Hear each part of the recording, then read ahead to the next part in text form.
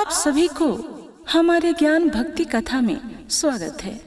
आज हम सुनेंगे निर्जला एकादशी व्रत कथा।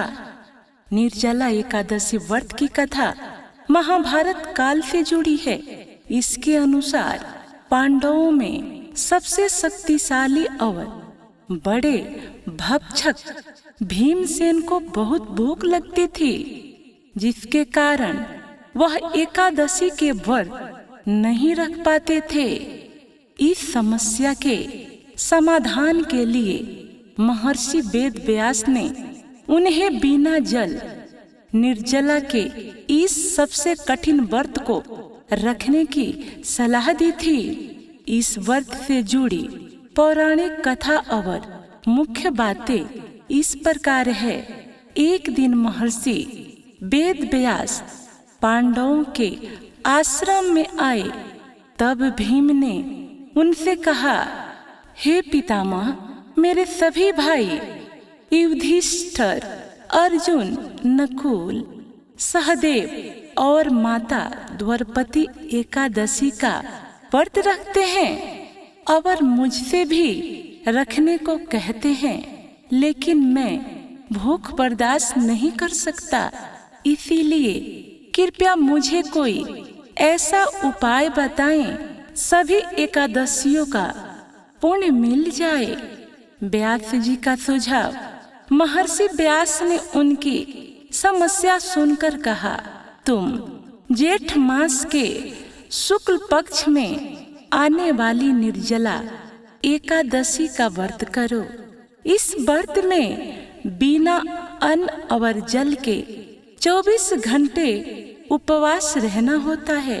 व्यास जी ने आश्वासन दिया कि इस एक व्रत का पालन करने से तुम्हें वर्ष की सभी 24 एकादशियों के व्रत का समान फल प्राप्त हो जाएगा।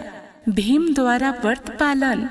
महर्षि की आज्ञा मानकर भीमसेन ने इस कठिन व्रत को पूरे नियम के साथ रखा, जिसके प्रभाव से मूर्छित हो गए, लेकिन अंत में उन्होंने जल और तुलसी ग्रहण करके व्रत पूर्ण किया।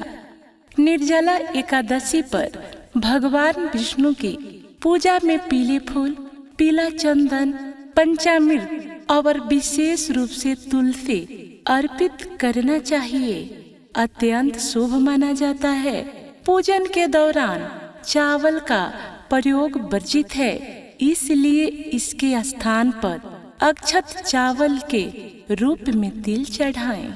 निर्जला एकादशी पर जल और गर्मियों की वस्तुओं के दान का बहुत महत्व है।